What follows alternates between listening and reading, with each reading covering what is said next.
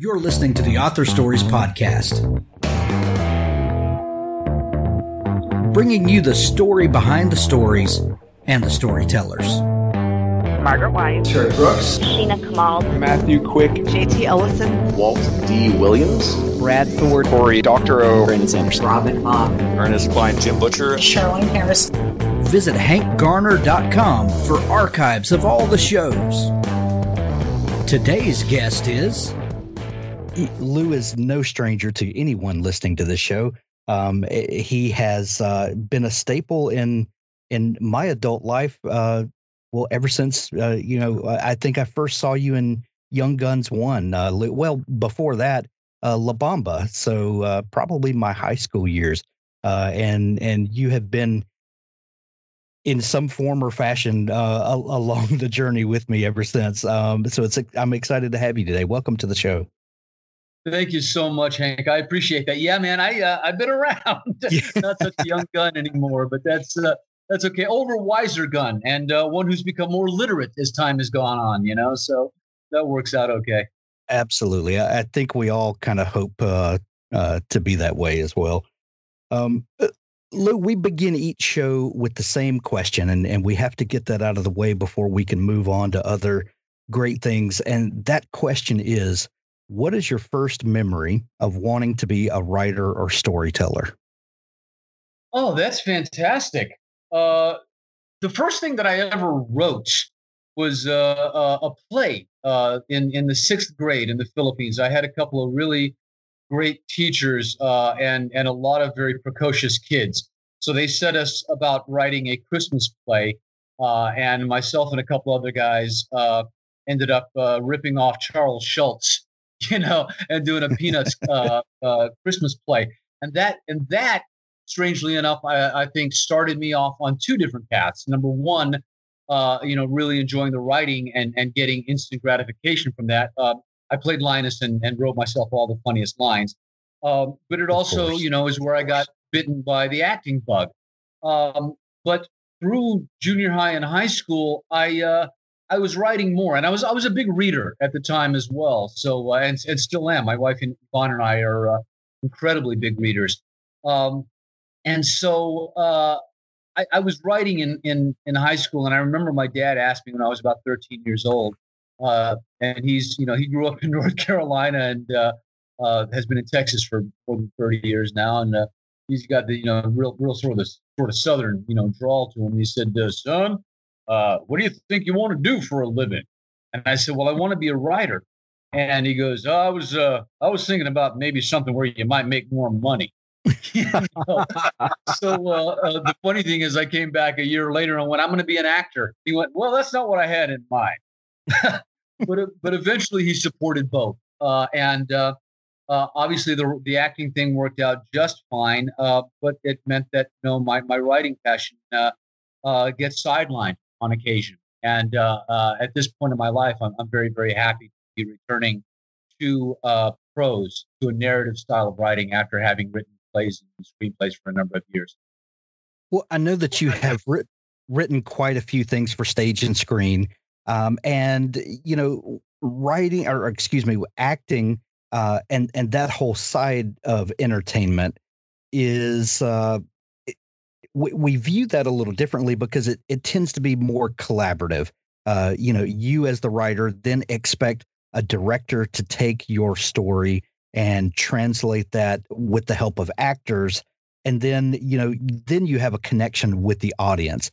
As someone who writes prose and is getting back to that end of things, it's the beginning of the process is very solitary. It's just you and the page, and then will come collaboration with an editor, and then the publisher, and then it will connect with an audience. But it's a little different form of expression. As someone who has now been through the process of completing a prose novel, and at this stage, and when people hear this, it's going to be release day. So happy release day on the new novel, by the way.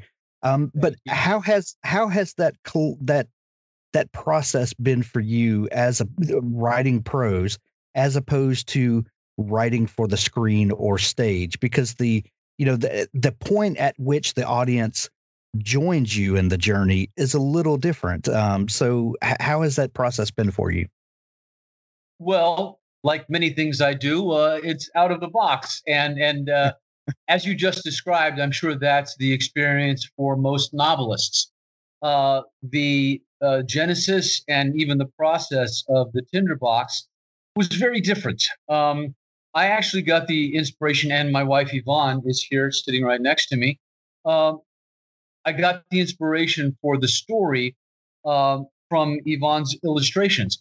When we first started dating and getting to know each other, she read some of my writing, and I was really privileged to see a lot of her artwork in the beginning. And she had done a lot of different woodcut German kind of inspired classic pen and ink illustrations. But she had also done this series of manga drawings that were inspired from Hans Christian Andersen's The Tinderbox. And immediately I saw the potential for, quite honestly, a movie, this post-apocalyptic fantasy. And at the time, Game of Thrones hadn't happened, but we did have Star Wars, we did have Avatar, and I knew that sci-fi, even though I dabbled in it slightly, was a great venue for retelling Hans Christian Andersen's original fairy tale. So I actually wrote the screenplay, which is something that I was very used to doing.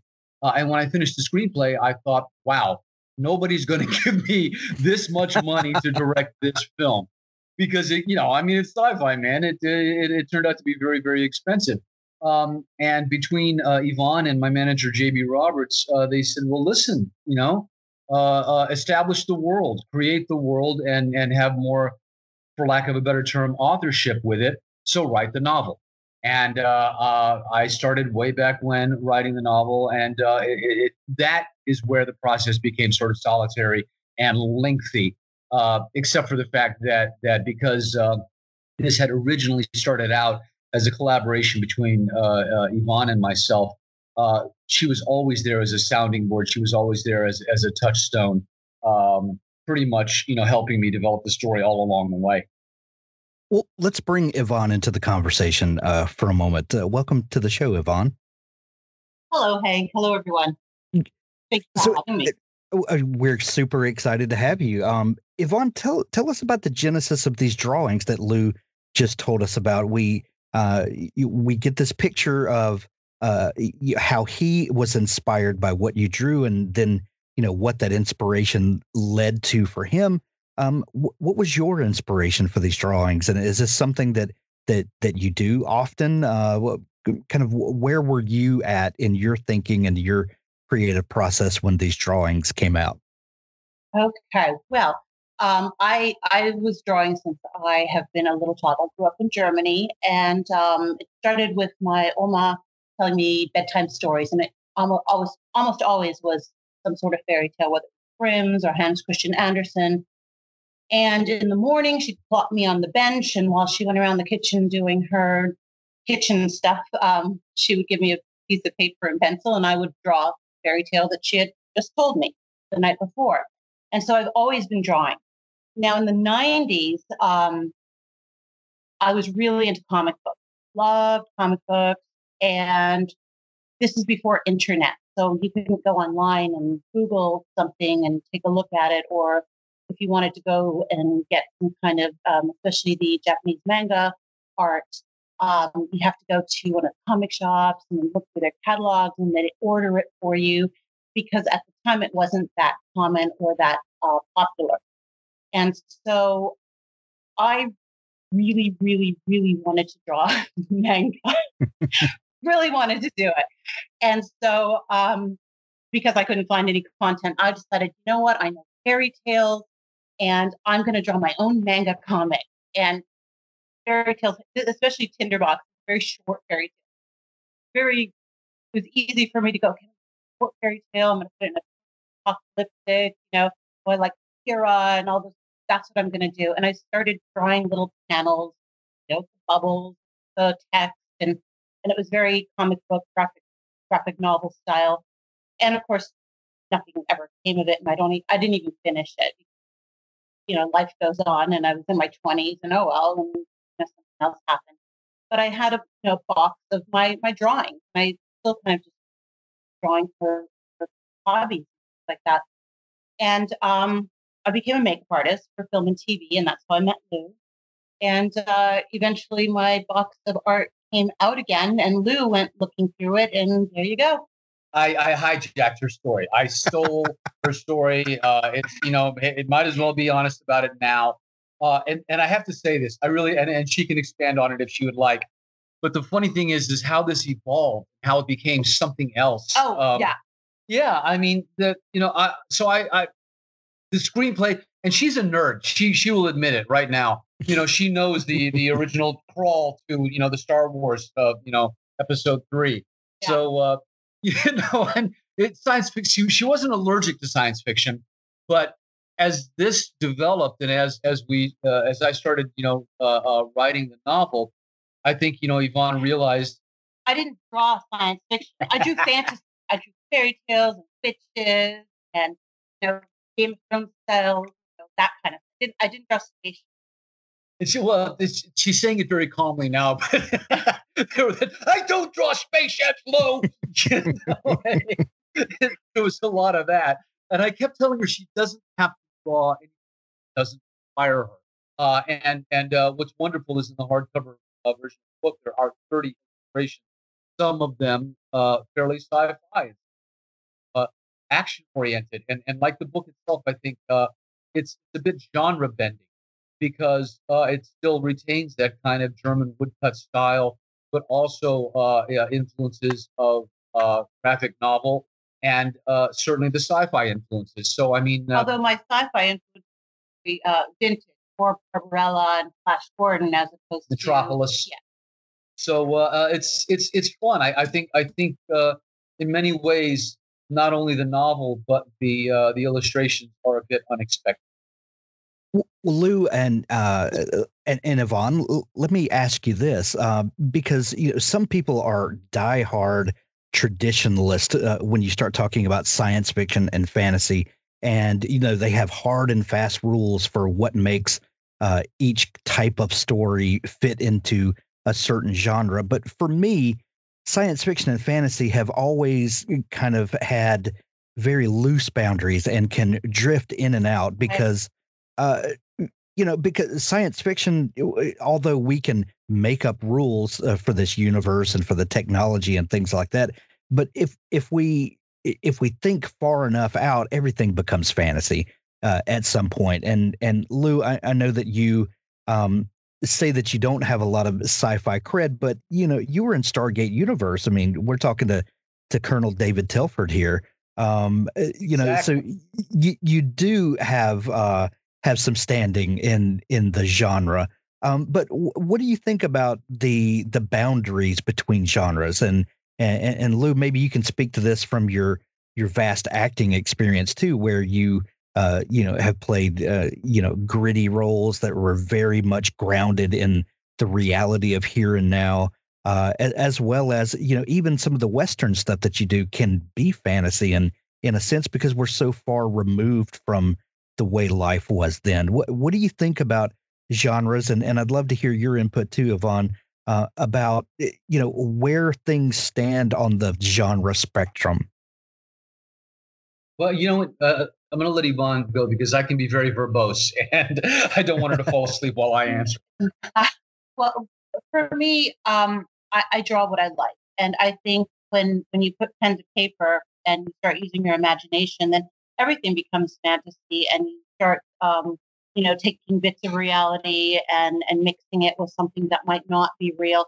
So for me, fantasy, fairy tale, sci-fi is what you make of it. I think we as a society, and this good thing, I guess, we tend to want to box things into categories to make it easier, I guess, to organize or to figure out, what we're looking for or what we're looking at. But I don't think that Tinderbox is completely sci-fi. I don't think it was ever meant to be sci-fi. I don't think when I started drawing it, definitely when I was drawing it, it was still kind of that, Hans Christian Andersen grim fairy tale world, but it was more little bit of a Mad Maxy sort of. It didn't have a definite time period, but it definitely wasn't modern either. And I think with the Tinderbox, it's definitely, you could tell it's not Earth, it's not modern, but yet it's not exactly, some, Viking medieval time period either. And so I really think fantasy and sci-fi is what the person, the artist or the creator makes of it. And then it, hopefully the audience can get on board with that and meet them in that world. And I think, building on that, Hank, in some respects, we've actually asked, and I credit Athon Books with coming up with this term. It's almost a subgenre of science fantasy. And when I look back at the influences of the Tinderbox, I mean, they are vast and diverse. Obviously, starting with the Hans Christian Andersen, fairy tale about a soldier, coming from an unnamed war, and when you have a backdrop like that, you can go back to Shakespeare, you can go back to Aristotle, and that very much, I think plays into the backdrop and the setting for what I wanted.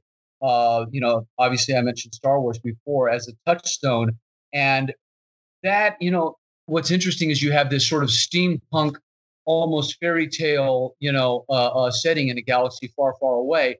But when you look at it closely, that is inspired very much by Japanese culture and the feudalism and the tribalism that was happening during the samurai era, in the clothing and Obi-Wan Kenobi. And I mean, these names, are obviously, very much, the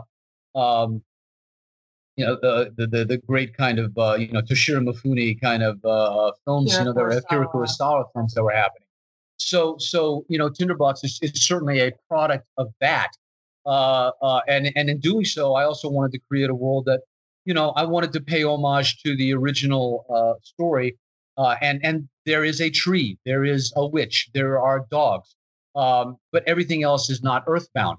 When the reader will discover that I really had a good time playing with the wordplay there, with the witch and with the dogs and with the tree, and extrapolated them to make them something different, and that is because of the influence of Lewis Carroll, or Jonathan Swift or Tolkien.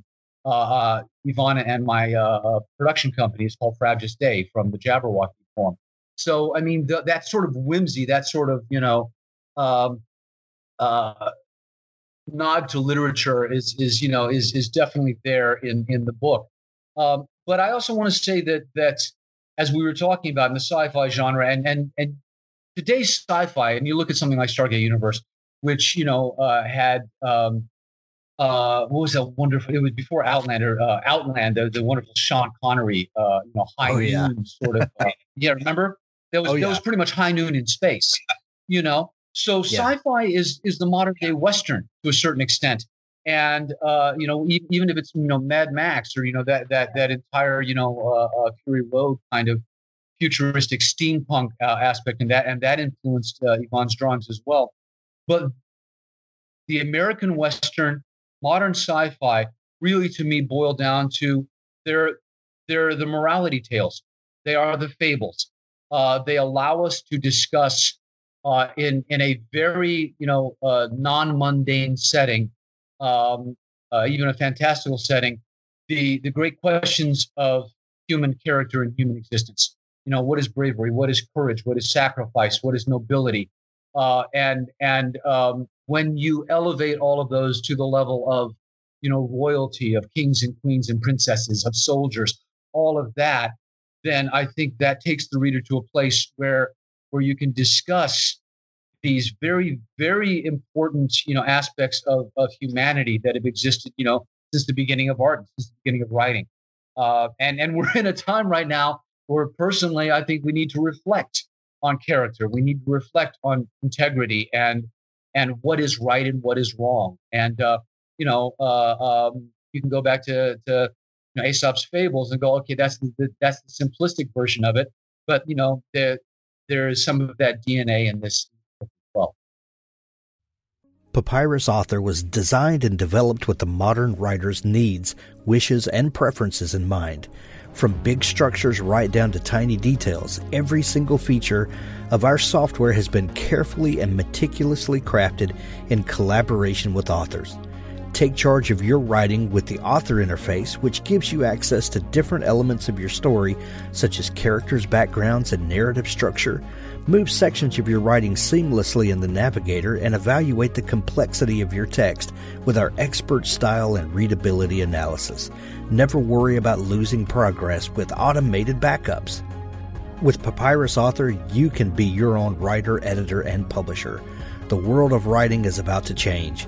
Papyrus Author, the word processor for authors, has arrived on the international stage. Unrivaled in its scope, it is the first software suite to unite every single step of creative writing. The vision behind Papyrus Author is to empower everyone with an idea to turn it into a great book for free. A word processing core that matured for over 10 years at its foundation, Papyrus Author goes beyond the text with its intuitive organizing layers for story, characters, notes, and research. The powerful style and readability analysis help raise manuscript quality. The inbuilt publication capabilities take the book directly to the reader with ebooks, docx, and print-ready PDF. Visit papyrusauthor.com to get started today.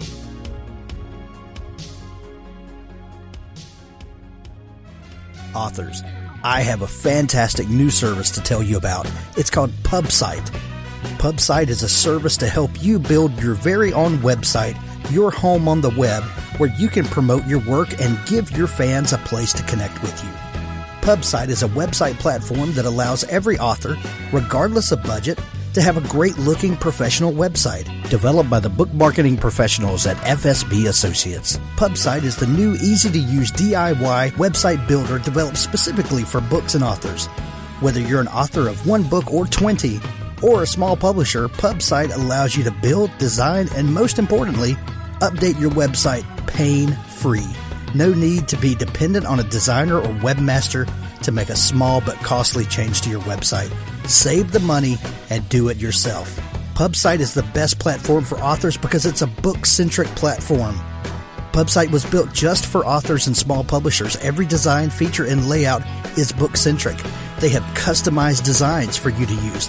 It's easy to build. No coding or HTML is necessary to create a stunning, professional-looking website with all the features you want. Get a custom domain name, yourname.com. It's simple to update. You can add all of your books, add a blog and a book tour, sell from any retailer, manage your email list and social media, and even do e-commerce. Build your website with a 14-day free trial, then pay just $19.99 per month, which includes hosting. And we offer packages starting at $499 to set up the website for you. Pub-site.com, the place to help authors find their home on the web. So I'm fascinated by the moment of the spark of inspiration, if you will, and I ask writers about this all the time. Lou, when you saw this drawing that Yvonne had done, did that immediately spark a story in you? And what was that first moment of inspiration for you? What were you thinking? I think you're absolutely right in the respect that when I first saw, and it was a series of drawings, I was like, wow, these are amazing. But then it stays with me. You know, I mean, writing a screenplay is certainly not writing a novel, but it's still going to be a chunk of work. It's going to, require a commitment. So it's not anything. It's not a journey that I start off on frivolously or lightly. And so anytime you look at a work of art, anytime you read a poem, anytime you hear a song, it engenders a reaction in you. The longer that it stays with you, the more you think about it, the more I think you realize, the far-reaching ramifications of it. And that's what Yvonne's original illustrations did. the more I thought about it, the more I thought, man, there's something here. There's something that we can expand upon. And even beyond that, this is the blush of first love. I knew that it was something that we could work on together. That it would be very much a marriage, if you will, of our two passions. Her art and my writing. And I thought, what a cool thing to be able to share together. So it was obviously an initial visceral response to her art, but then a very sort of studied and considered approach to this might be worth the amount of time that I put in. At the time, I didn't realize it was going to be a 10-year journey to get to this. Oh, I gave up on it. I gave up on the drawing for the screenplay. I went, okay. So, you make a screenplay, might sell it, might make a movie. And, I basically, at this point, not that I got bored with it, I just abandoned it. And so if I wasn't going to draw it, that was okay. I was ready to let go of that. And it was sci-fi, and that was great. When he started writing the novel, that I went, I don't draw sci-fi. But you have to. It's your fault. You're the one who started this. Right. Absolutely. Yvonne, when Lou first looked at the drawings that you had done, and could you see the wheels turning, so to speak, and know that that something new was going to come out of this thing that maybe you hadn't seen before? What was your reaction when you knew that spark of inspiration had hit Lou as well as you? Well, when he first was looking at them, and he was being very flattering with compliments, and this is great. It was like, oh, thank you, that's great, and it made me kind of reminisce back to the time, going, oh, I should pick this up again, but I didn't. And he didn't say anything at the time. He just went on and said, oh, you should have done something with this, or you should still do something with this. You should still work on it. And I think the other thing too is I'm not a writer, and which is why I originally went to a fairy tale to do my drawing. I wanted to draw a story that was already there. And since I'm not a writer, I went there to the fairy tales, and that's what I drew.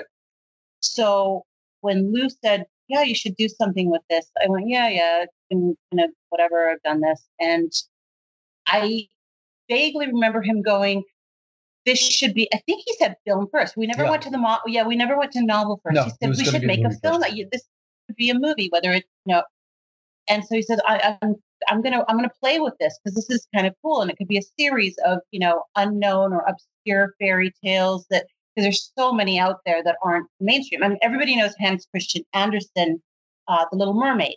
That's the big famous one, but the Tinderbox isn't quite as mainstream, and so there's many more out there that aren't as mainstream, and a series of whether it's TV shows, miniseries, that kind of thing. And Lou ran with it. And I was like, great, somebody has this, great, and let him run with it. And he started going. And I had no idea that my drawings did that until he actually was doing something with it. So we, if you're a science fiction or fantasy writer, you can create these phenomenal worlds and come up with politics and religion and monetary systems and all of the great things that go into world building. But if you don't have a character that readers can connect with and can feel invested to and with, then you don't have anything. And so the characters of Everson and Allegra, where did they come from for you, Lou? And what was the process of kind of building them, so to speak, so that we, the readers, could feel like we were along for the ride with them? Yeah, absolutely. It's interesting because I think that some of the reviewers are not aware that there was a source material for this, that it was inspired from the Hans Christian Andersen novel, because they're going, oh, she's just a princess locked in the tower. It's like, well, yeah, that was kind of the original story, and I was sticking with it. And the soldier wasn't that likable. No, the soldier wasn't likable at all. Actually, he was a little ambitious and a little cold-blooded, but there you have it. But if he was going to be our hero, we had to, I think, create him as somebody much more sympathetic. So we start off with the idea of a soldier coming back from a war, and that in and of itself is evocative. I mean, there are many characters throughout literature that are reminiscent of this. And when I think of a soldier, I immediately think of a younger soldier, especially one that's been conscripted, which led me to an unlikely hero. There have been such wonderful, and they're not even really anti-heroes; they're reluctant heroes. From Bilbo Baggins to Peter Parker, to Luke Skywalker. Right. I mean, even the protagonist in The Alchemist, doesn't want to take a journey, but he ends up on one. And I find that so much more interesting than the Terminator coming in and being unbeatable. And I think we learn with them along the way. I mean even Ulysses, Odysseus, he's taking a journey that he didn't ever really want to take, but the adventure is all how you get from point A to point Z and meander throughout the rest of it. So I knew that was the kind of story that I wanted to tell. And the whole idea of a split planet of these two people, who drifted apart, and yes, race does play a part in this, and I'm kind of brown. I don't know if you noticed, but I am ambiguously brown, and that has been the hallmark of a lot of my work. That I've represented some wonderful communities from the Latino community to the many Native American nations that I've played, and including the Asian American community and such things as King and I on Broadway, and I am part Filipino. Character now. Yeah, exactly. And my character on Prodigal Son is going to be revealed as Filipino. So I knew that it's that old write what you know kind of thing. So I obviously have opinions on that, having lived it my entire life, and thought, well, this is interesting. Let's examine this a little bit. And once again, getting back to that idea that even fantasy, even some sort of fantastical setting, can have observational quality to it. It can be societal. It can have the kind of scrutiny that a Jonathan Swift's Gulliver's Travels had, or Orwell, when he does the Animal Farm.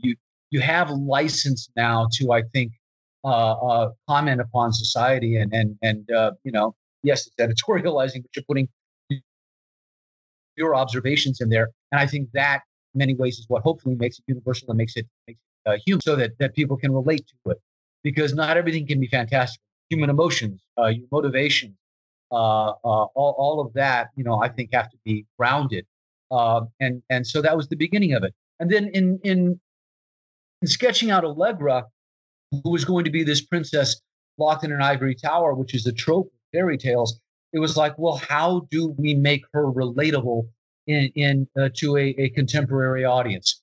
How is she and her plight relevant to what young women, are going through today?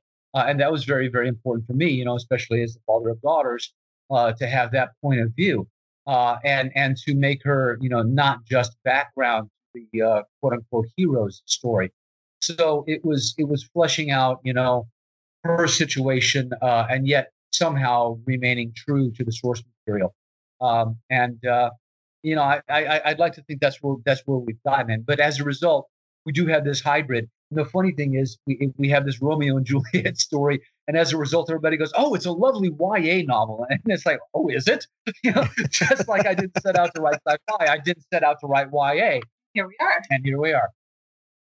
So I was going to ask you about the YA aspect of the book. What part in the process did you realize that, okay, maybe this is going to be the viewpoint of the book? I started to say the audience for the book, but that's not even really true anymore, because Harry Potter was supposedly a YA book, and I haven't met any adults that were afraid to say that they read Harry Potter. But the Hunger Games.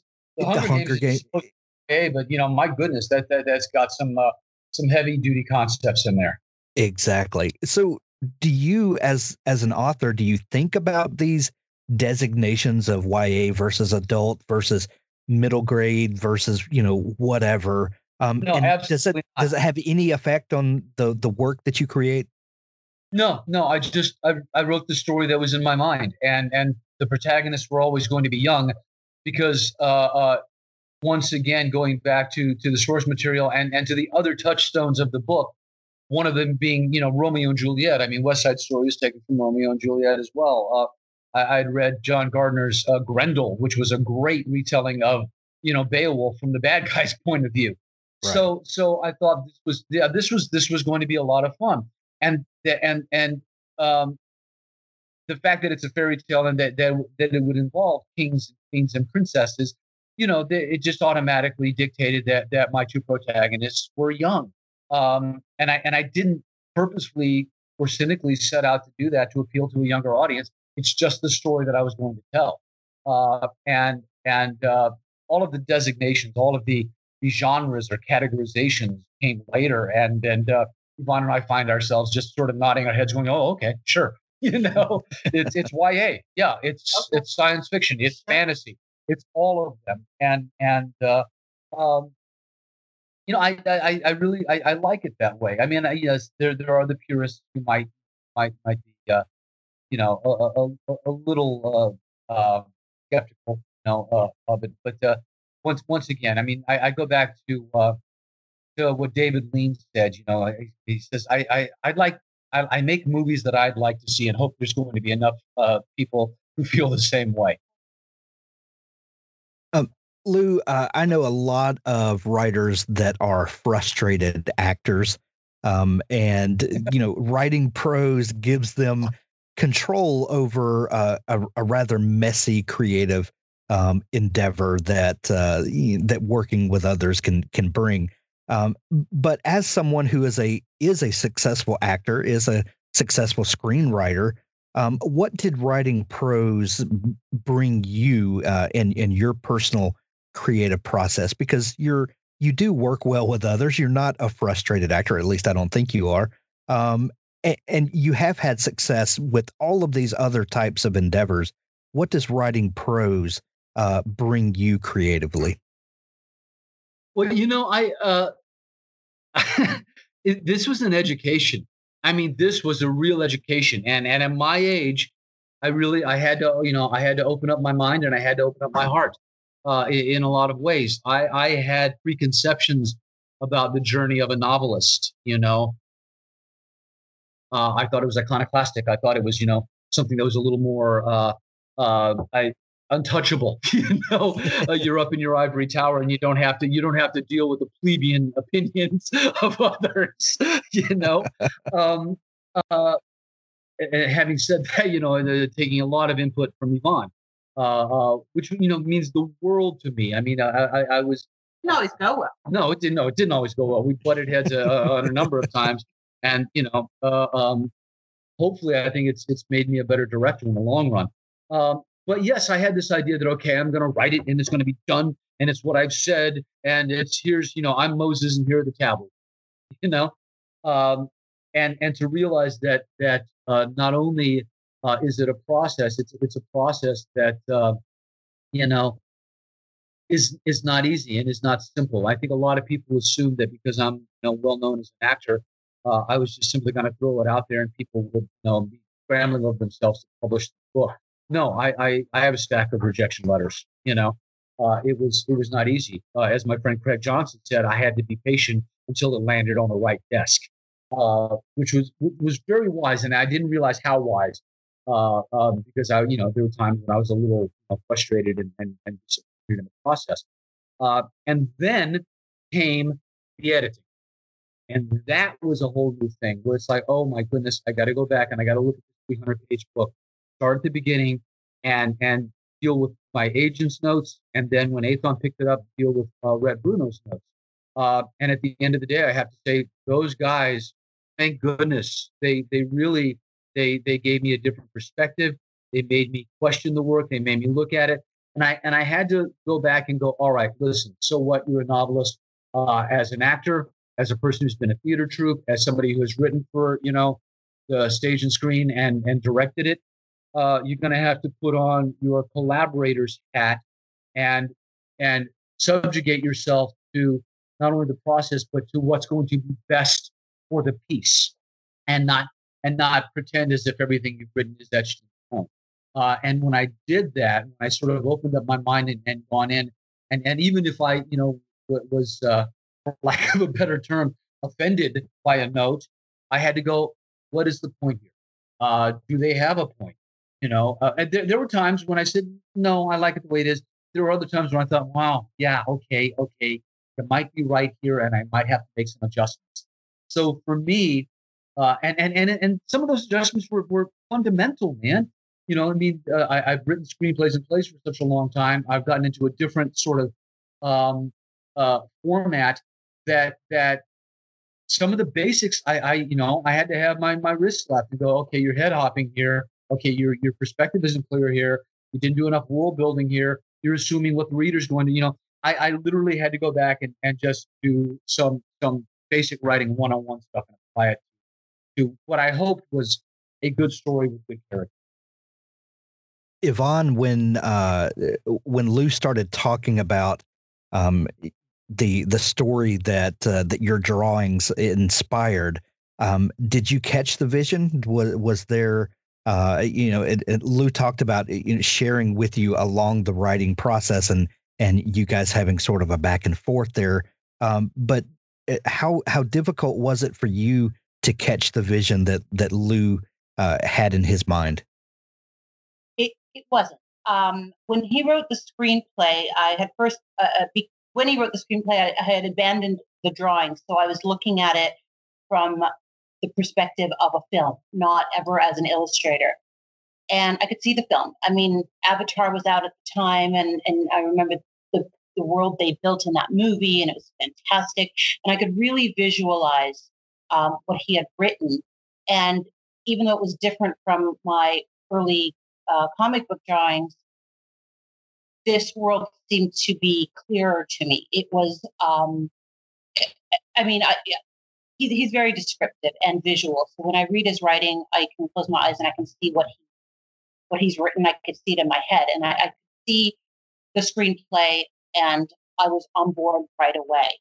But that, again, I had no intention of drawing that world. And so as time went on, I think most of our disagreements, if you want to call it that even, or just being on opposite ends of where a lot of it was misunderstanding. Maybe I didn't understand the way he was presenting a certain sentence, something. And it was, I was very close to the source material, and I didn't want to stray from that too much. Whereas he was expanding it so much, I was afraid that he was going to lose the original story. And in the end, he never did. But I mean, the interesting thing is, in the original story, there are not huge battles. In the original story, there aren't spaceships and hardware and whatnot. And it was, Yvonne and I finding common ground with how we would present that. I think the idea of it having definite steampunk influence as a bridge between what is more classical and what is fantastical was a great jumping off point.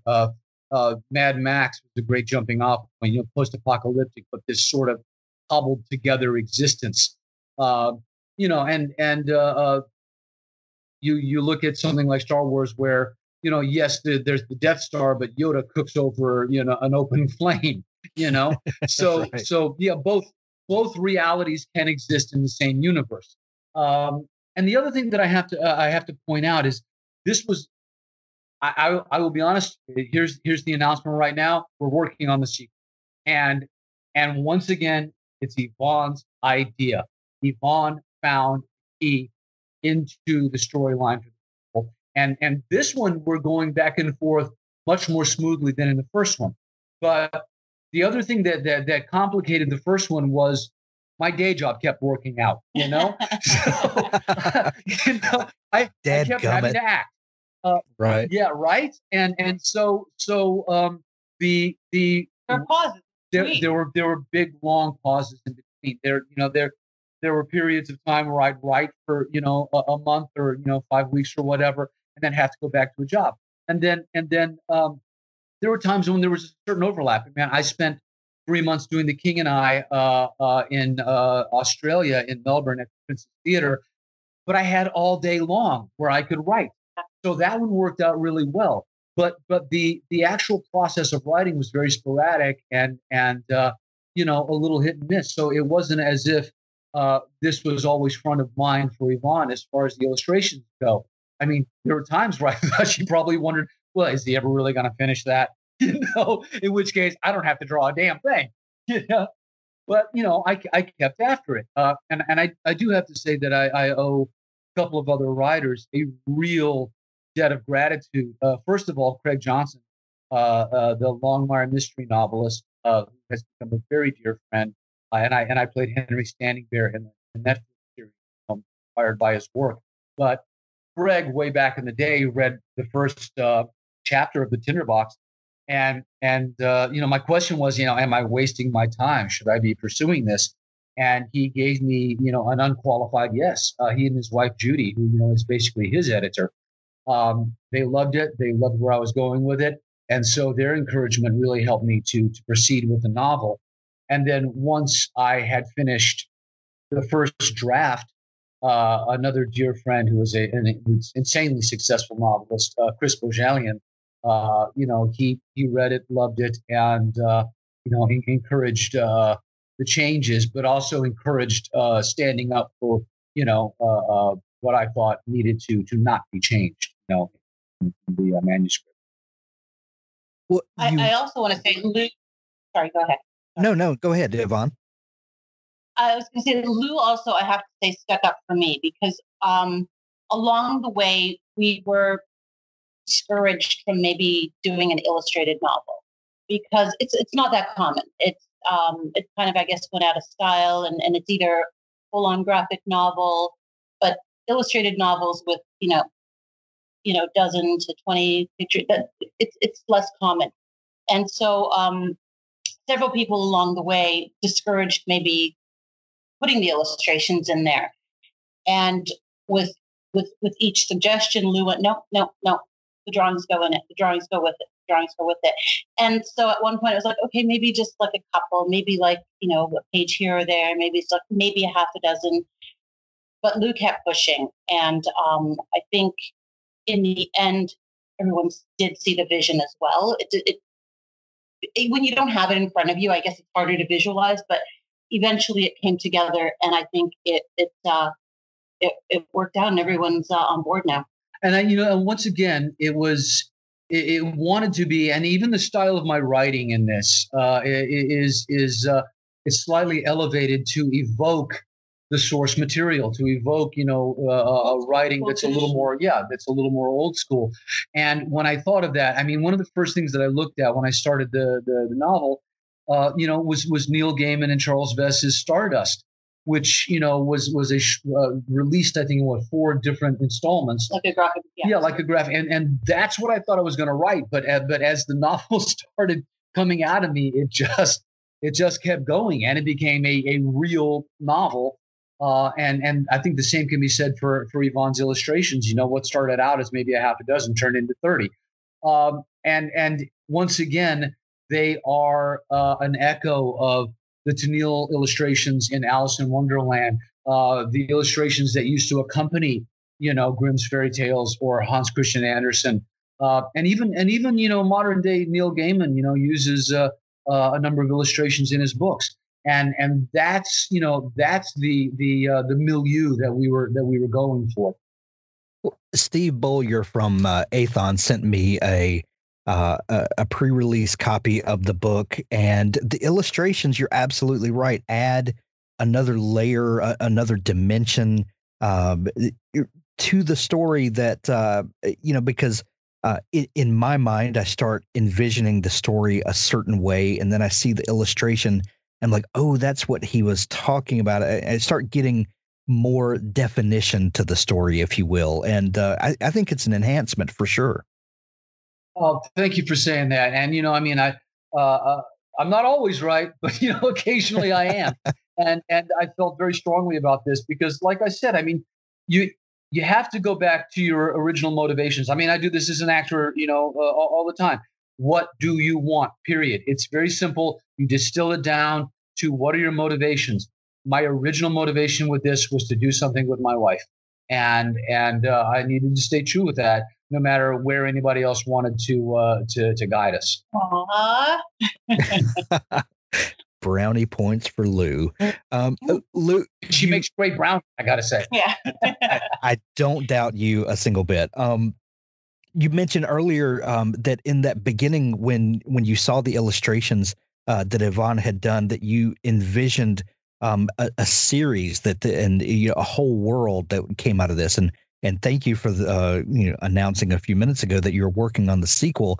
But do you have kind of an overarching meta story that's in your mind that you're writing toward? No. In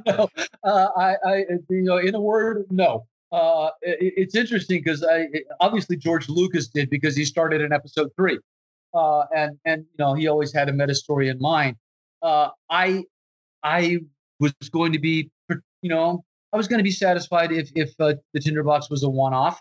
But then a lot of people started saying, well, maybe you should do this. And I have to say that positive reinforcement works, man. You want somebody to do something again, praise them for it, right? We know this as parents. And a lot of the early reviews fell in love with this world, with this, this certain universe. Characters. Yeah, and with certain characters, and said they'd like to revisit them.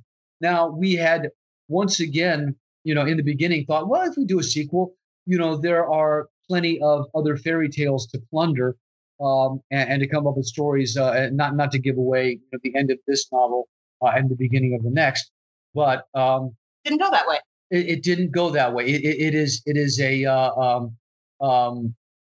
an aspect certainly of the second novel, but Yvonne came out of left field with this storyline of this next one, and in some ways it's just as relevant to what's going on in the world today. It's observational, and it's interesting because if the first book is a fairy tale, the second one is the fable. So it's very interesting. But what I've discovered in reverse engineering it is that so many of the ideas, so many of the thoughts that were introduced in the first book actually find fruition in the second. I didn't realize that they would be the seeds for developing other concepts or other ideas and the world, and they have dovetailed nicely. They really. I'm not having to go back to adjust anything. I can actually just expound and expand on ideas that are presented in the first one. That's fantastic. I can't wait to see what you come up with next. Lou, you mentioned a few minutes ago Craig Johnson. Craig is a friend of the show, and each fall we record a show about the newest Longmire mystery series book, and he's been on 5 or 6 times, I think, on the show. Answer this for me, please. Will we ever see Henry Standing Bear on the screen again? That is a great question. I've actually done a couple of events recently with Craig for his new book, Next to Last Stand. And the question, that question gets asked a lot. And I'm incredibly happy about that, not only for Craig, but for the fact that the characters, as embodied by myself and Robert Taylor and Katie Sackhoff and the rest of the crew, people fell in love with them. And even though we did 6 seasons of Longmire with 63 episodes total, we didn't really touch on some of the storylines in some of those novels. And I think some of those novels are tailor-made, so to speak, for the big screen treatment, or at least, in this day and age, for the streaming, treatment. Netflix, certainly had a big hit with the series itself. I think it's possible to see one-offs, and I think it's possible that Craig would be open to that. I mean, the big question is, if the corporate muckety-mucks see enough value in it, and so they're the ones, who hold the purse strings right now. I know that the creative side of things, we would all be into it. And we're all very fortunate because in the books, actually, Standing Bear and Longmire are probably, 10, 15 years older than myself and Robert Taylor actually are, because they served in Vietnam. So I feel like we can still do this for a number of years.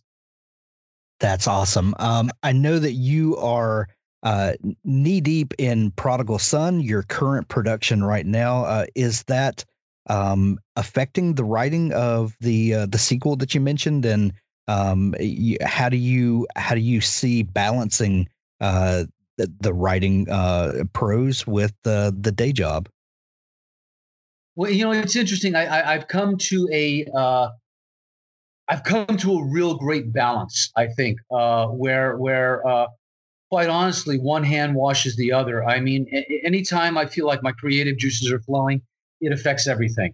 And when the novel first got purchased and set for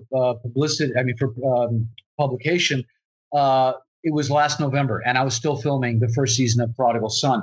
And so I kept a notepad with me. I've got a yellow pad in front of me right now with all the notes for the second novel. I write a lot of stuff down on a yellow pad and then transfer to computer. And I used to write everything out longhand way back in the day, but I've become a little more writerly in that respect.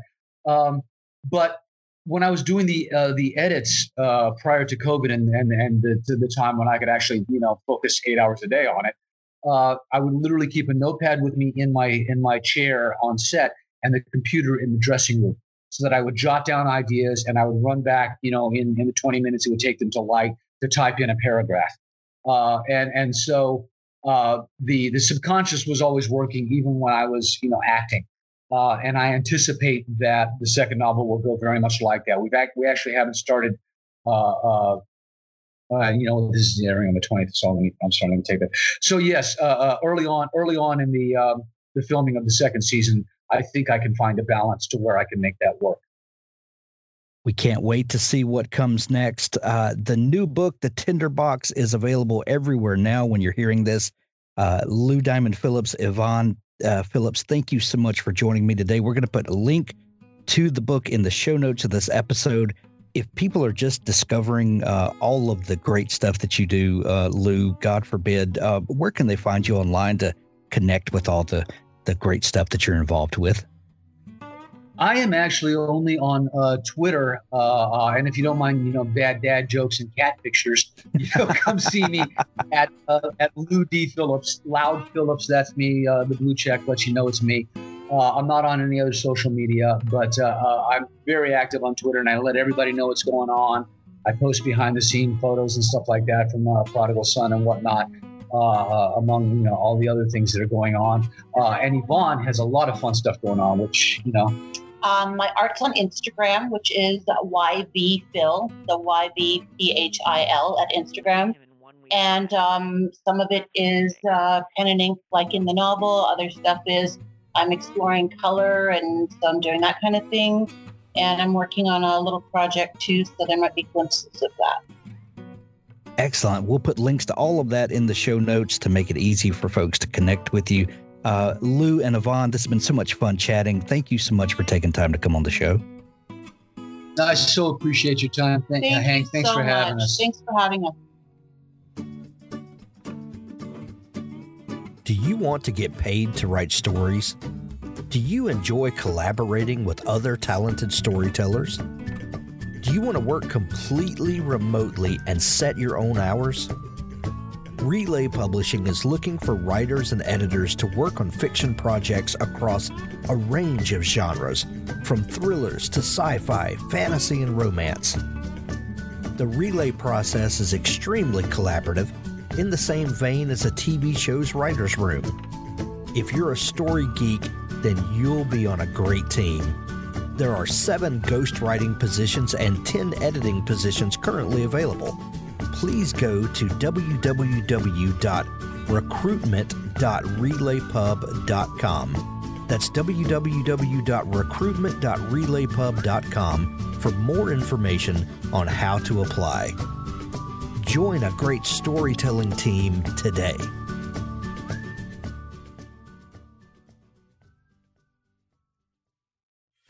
Invasion Day, the first book in the They Came for Blood series by Scott Moon. David Osage is a dangerous man with a complicated past, but these days he's just trying to keep his head down, driving big rigs. One night he saddles himself with a hitchhiker, a nuisance who's more than she seemed, and that's when everything changes. No one was ready for an alien invasion. Death is raining from the sky, and the only questions left is, do you run, fight, or submit? For David Osage and his family, answering is as easy as giving the alien invaders the finger. Grab Book 1, Invasion Day, in the They Came for Blood series, and then follow it up with Book 2, Resistance Day, and Book 3, Victory Day. Available at Amazon.com.